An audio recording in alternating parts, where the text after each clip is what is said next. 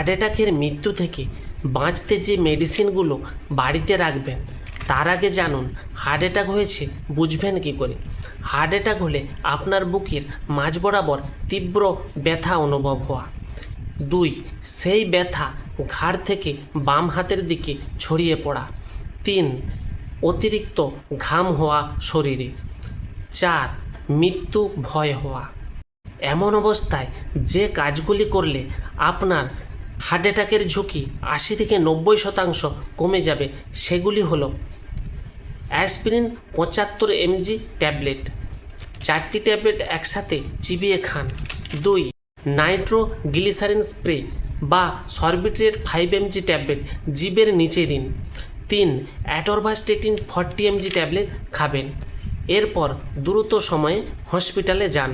এর ফলে আপনার হার্ট অ্যাটাকের ঝুঁকি অনেকটাই কমে যাবে। আমাদের দেশে প্রায় বছরে লক্ষাধিক মানুষের হার্ট অ্যাটাকের ফলে মৃত্যু হয়। তাই ভিডিওটি শেয়ার করুন যাতে অনেকের কাছেই পৌঁছাতে পারে। আপনার সাথে আমার নাও দেখা হতে পারে, তাই এরকম হেলথ টিপস পেতে হলে ফলো করে রাখুন। ধন্যবাদ।